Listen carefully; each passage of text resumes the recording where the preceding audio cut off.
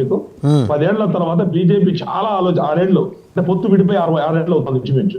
ఎందుకు ఆలోచిస్తుందంటే ఈ యొక్క దెబ్బలు తిని బీజేపీకి చంద్రబాబు నాయుడు గారు ఏం చేస్తారు, కడప అల్లపురెడ్డి అన్నారెడ్డికి బీజేపీ టికెట్ ఇస్తారు. అక్కడ వచ్చేసి దుర్గా డాక్టర్ వర్క్స్ దుర్గా ప్రసాద్ గారు నిలబడతారు. ఆయన 30,000 ఓట్లు వస్తాయి రేపల్లో. ఏం ఆపలేరా? అంటే బీజేపీ స్ట్రైక్ రేట్ ఎంతో తెలుసా మీకు? 20 ఎమ్మెల్యేలు ఇచ్చారు. తిరుపతి రావు గారు చెప్తున్నారు 15 కాదు 20 ఎమ్మెల్యేలు ఇచ్చారు ఆ రోజు. Only 4 గెలిచినారు BJP. 15 చోట్ల టీడీపీ రెబల్స్ ఉన్నారు. ఎస్ దట్స్ వాట్ ఇందాక నుంచి నేను అంటున్నది ఏంటంటే ఇటువంటిది ఏమన్నా రిపీట్ అయ్యే సూచన మీకు కనిపిస్తుందా? తెలుగుదేశం రెబల్స్ ఏమన్నా జనసేనకి ములుగుతూ ఎంత ఒక 20-25 అండి మీకు వచ్చేది మహేష్ గారు? 25 అనుకుందాంలేండి కాసేపు మహేష్ గారిని మళ్ళీ ఇబ్బంది పెట్టండి. వాసు గారు అది ఒక సెకండ్ చెప్పండి. 20 చెక్ చేయండి. 4 ఎంపీ సీట్లు 20 చెక్ చేసుకోండి. 5-15కి 13-4కి కన్ఫర్మ్ అయ్యాము. అది నాకు బాగా తెలుసు కదా, ఎందుకంటే నేను one of the candidate.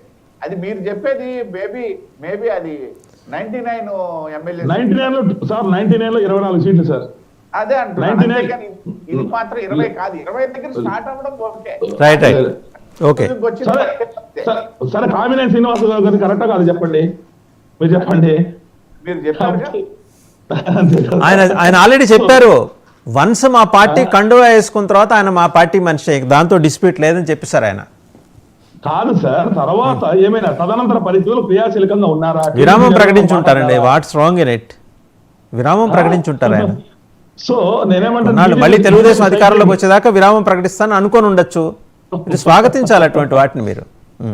So పొత్తు ధర్మం పాటిస్తే జనసేన టీడీపీ కానీ బీజేపీ ఒక అలయన్స్ అయింది అనుకోండి, పొత్తు ధర్మం పర్ఫెక్ట్ గా పాటిస్తే, కెమిస్ట్రీ పర్ఫెక్ట్ గా నైతికంగా అన్ని పర్ఫెక్ట్ గా ఉంటే ఖచ్చితంగా ఉపయోగకారిగా ఉంటది. లేకపోతే చెప్పాను కదా 2019లో అక్కడైతే బహుజన్ సమాజ్ పార్టీ ఇలాంటి ఉదాహరణలు వస్తే గతంలో దెబ్బతినింది. కాబట్టి బీజేపీ కానీ జనసేన అంటే పోయినసారి నిలబడలేదు కాబట్టి జనసేనకి ఇప్పుడు దాకా నొప్పి తెలియదు. ఇప్పుడు దాకా బీజేపీ నిలబడింది కాబట్టి బీజేపీకి నొప్పి తెలుసు. నేను ఈ పాయింట్ లో చెప్తున్నాను. ప్లస్ కేసీఆర్ నాని గారి విషయం ఈ టాపిక్ ఈ రోజు ఇది కాబట్టి చెప్పారండి. I'm not criticising TDP, I'm only putting in front of you the facts which happened. దాని మీద ఫ్యాక్ట్స్ మీద ఏదన్నా ఇది ఉంటే we can discuss. Right. Mahesh garu మీరేమంటారు?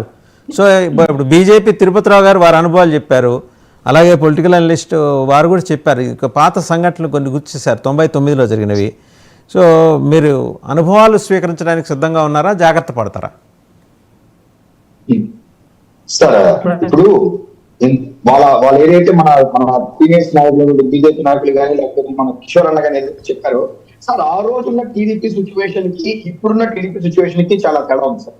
అప్పుడు చంద్రబాబు నాయుడు గారు ఒక ఎన్డీఏ కూటమికి చైర్మన్ గా ఉన్న వ్యక్తి, అసలు ఎవరెవరిని ఎక్కడెక్కడ నిలబెట్టాలా, ఎవరెవరితో ఏమేమి చేయాలని ఆర్టికల్ వేసిన వ్యక్తి. ఆ రోజు సిచ్యువేషన్ అది. బట్ ఈ రోజు ప్రతిపక్ష నేత ఒక 52 రోజులు జైల్లో ఉండడం, ఇటు పక్క ఒక అవినీతి ప్రభుత్వం ప్రజల పీడిస్తూ ఉండడం, ఇటువంటి టైంలో పవన్ కళ్యాణ్ గారు చంద్రబాబు నాయుడు గారికి మద్దతు తెలియజేయడం. ఇంకోటి ఏంటంటే ఈవెన్ జనసేన బీజేపీ అలయన్స్ లో ఉన్నప్పటికీ కూడా even last 4 years to be frank చెప్పాలంటే ఎక్కడ కూడా కంబైన్డ్ ప్రోగ్రామ్ చేయడం కానీ కూర్చొని మాట్లాడుకోవడం ఎక్కడ జరగలేదు వాస్తవానికి. బట్ ఇది మాత్రం ఏం జరుగుతుంది అంటే ఎప్పుడైతే అలయన్స్ అనౌన్స్ చేశారో ఆ రోజు నుంచి గ్రౌండ్ లో కూడా అందరూ కూడా కనెక్ట్ అవ్వడం, కలిసి కార్యక్రమాలు చేయడం అనేది ఎక్కడో నాకు తెలుసు ఒక 10-20% ఇబ్బంది పడుతున్న చోట్ల ఉండొచ్చేమో కానీ బట్ మాక్సిమం ఈసారి అలా వెళ్తుంది. దానికి కారణం ఏంటంటే మా ఇద్దరికి టార్గెట్ ఇప్పుడున్నటువంటి ముఖ్యమంత్రి. దానికి కారణం జనసేన టార్గెట్ లేకపోతే తెలుగుదేశం టార్గెట్ కాదు. ఈ రోజు ఆంధ్ర రాష్ట్ర ప్రజల టార్గెట్ కానీ, లేకపోతే అంగన్వాడీ టీచర్ల టార్గెట్ కానీ, లేకపోతే మున్సిపల్ కార్మికుల టార్గెట్ కానీ, ఎంతమంది టార్గెట్ ఈ రోజు ప్రభుత్వమే ఉంది. వై నాట్ 175 అనే ఒక సౌండ్ అయిన వాయిస్ దగ్గర నుంచి ఈ రోజు వై నాట్ 175 అని చెప్పి ఒకటి చెప్పండి సార్. ఈ టీవీ డిబేట్ లో వచ్చే వాళ్ళు కానీ, లేకపోతే పబ్లిక్ లో మాట్లాడే వాళ్ళు కానీ, లేకపోతే ఎంతమంది మాట్లాడే వాళ్ళు కానీ ఈ రోజు చూడండి. నేను ముందే చెప్తున్నా, జగన్మోహన్ రెడ్డి గారు కేవలం ఒక సామాజిక వర్గం అనేటువంటి వాళ్ళనే నాయకులుగా కాపాడుతున్నారు తప్పితే ఇతర కులాలు ఎవరైతే పార్టీలో పనిచేశారో, ఎస్సీల దగ్గర నుంచి బీసీల దగ్గర నుంచి ఎవరైతే పనిచేశారో వాళ్ళకి అక్కడ స్థానం లేక తుప్పూరుని తీసుకెళ్లి తిరుపతిలో పోటీ చేయి, తిరుపతిలో తీసుకెళ్లి నిధుల్లో పోటీ చేయి అని వేస్తే లోపల అక్కడ చెప్పలేక, ఏడవలేక, డెమోక్రసీగా మాట్లాడలేక, బయట వచ్చి ఏడవలేక సరేరా ఎట్లా ఓడిపోతాం, పోతే పోయిందనే పరిస్థితి ఈ రోజు ముఖ్యమంత్రి గారు తీసుకొచ్చారు. ఇది మేము ఒక ప్రతిపక్ష పార్టీలుగా భవిష్యత్తులో మాకు అవకాశం ఖచ్చితంగా అధికారంలోకి వచ్చే పార్టీగా ఇదంతా కూడా మేము అబ్జర్వ్ చేస్తున్నాం. మహేష్ గారు నాదో ప్రశ్న.